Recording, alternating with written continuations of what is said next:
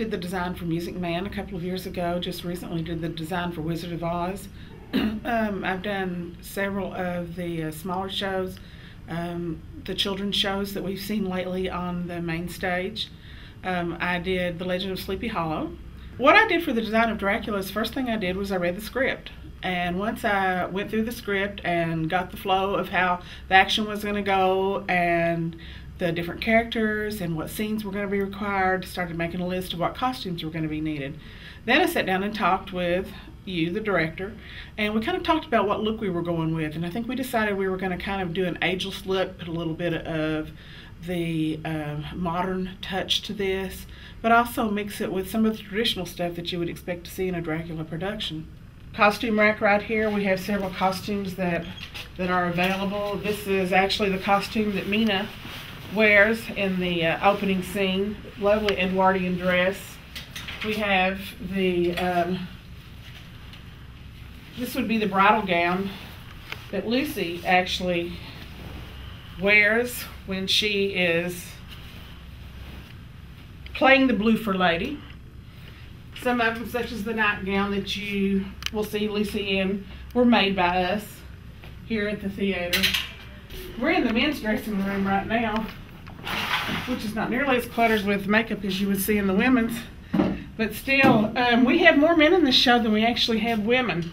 And the design goes from the modern look to the strictly Edwardian look.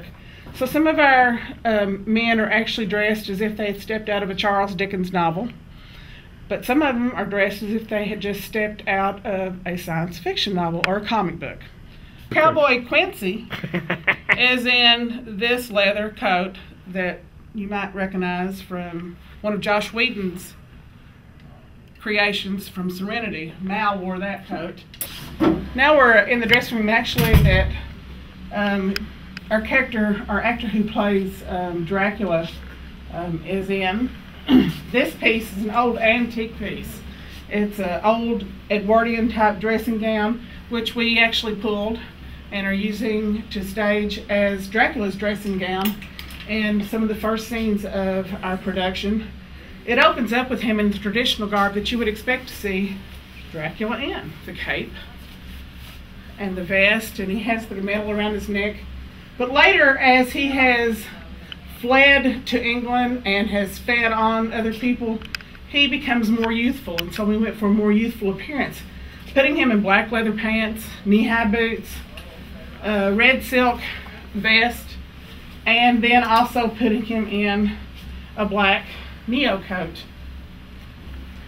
A costume designer, at least for myself, has been someone who loves fashion.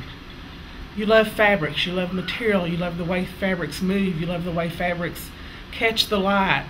You like to take and look at a person and imagine what's going to look good on that person. And you have to stay up. You know, you have to pay attention to the fashion trends, fashion magazines. It's history, history, history. And a lot of people will look at history to look at events that happen. I always looked at history to see what the actual look was, and I would imagine what their lives were like and what type of clothes they wore and how certain things function in history.